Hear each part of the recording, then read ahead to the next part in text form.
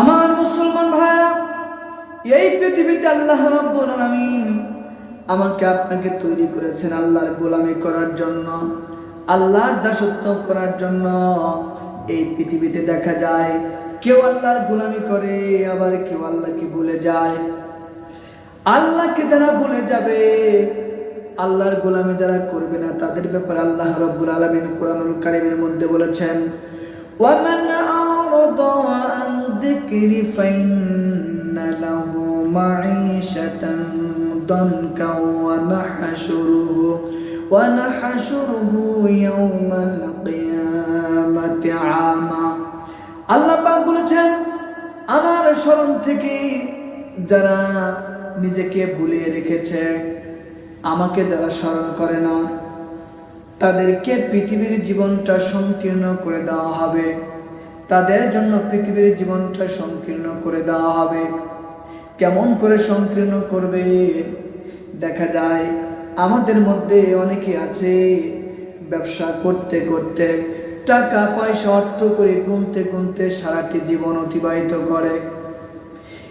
এক পর্যায়ে তার জীবনের শেষ মুহূর্ত এসে যায়, কিন্তু আল্লাহর গোলামি করার সুযোগ পায় না, নামাজ পড়ার সুযোগ পায় না, যাকাত দেওয়ার সুযোগ পায় না, আল্লাহর গোলামি করার সুযোগ পায় না।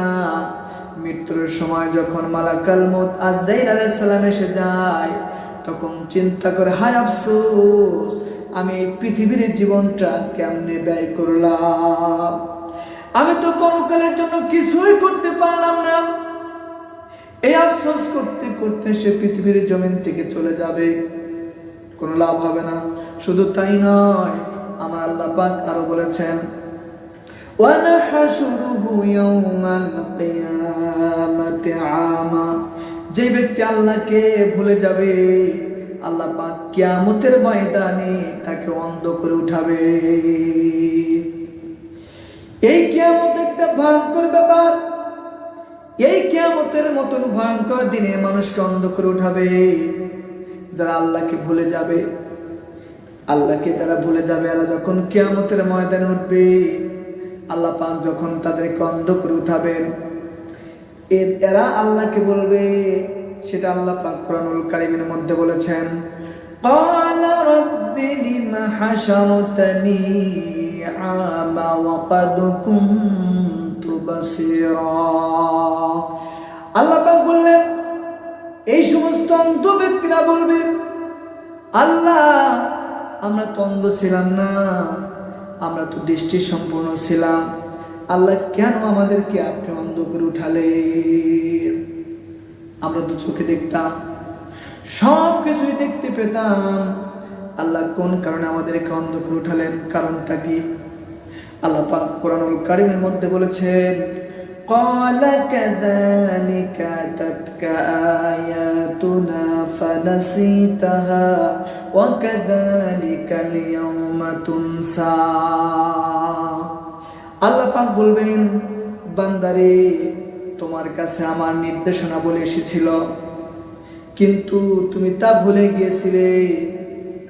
আজ সেরকম ভাবে তোমাকে ভুলে যাওয়া হয়েছে। আমার মুসলমান ভাইরা, ওই কিয়ামতের ময়দানে আল্লাহ যাকে ভুলে যাবে, তার জন্য জাহান্নাম ছাড়ার কোনো গতি নাই, জাহান্নাম ছাড়ার কোনো গতি নাই। এই জন্য মুসলমান, পৃথিবীতে থাকতে থাকতে আমাদের আপনাদের সংশোধন হওয়া দরকার।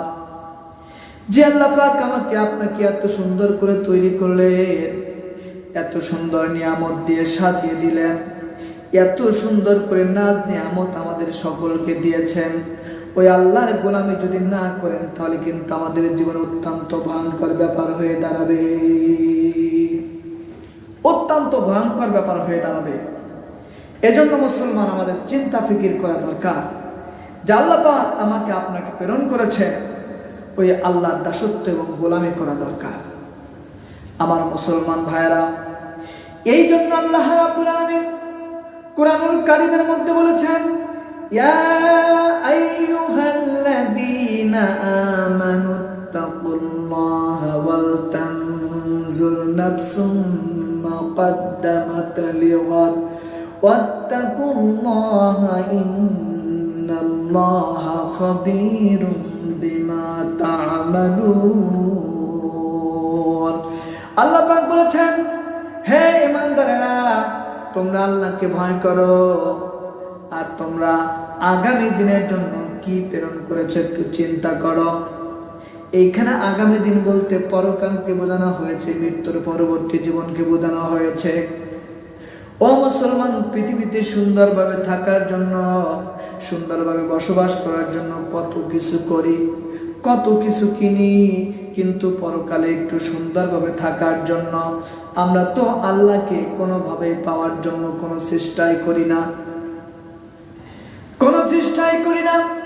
আল্লাহ পাক আর বললেন, তোমরা আল্লাহকে ভয় করো, নিশ্চয় জেনে রেখো তোমরা যা কিছু করো আল্লাহ পাক জানে। আমরা যা কিছু করি সেটা আমার আল্লাহ পাক জানেন। এই জন্য আপনার চিন্তা থাকা দরকার যে আমরা এমন কিছু করব না যে কাজগুলো করার কারণে আমার আল্লাহ নারাজ হন। চিন্তা করে দেখো না কবরে কি যাইবা না, যেই কবরে আল্লাহ ছাড়া সঙ্গী কেহ থাকবে না। চিন্তা করে দেখো না কবরে কি যাইবা না। আজান কানে শুনিয়া কেমনে থাকো ঘুমাইয়া, নামাজের লাগিয়া তোর কি মোটেই মায়া লাগে না। চিন্তা করে দেখো না কবরে কি যাইবা না, যেই কবরে আল্লাহ ছাড়া সঙ্গী কেহ থাকবে না। চিন্তা করে দেখো না কবরে কি যাইবা না। এই দুনিয়ার সবই পর, কবর যে তোর আসল ঘর। কেমনে শীতেই থাকবি পরে, মাটি হবে বিছানা।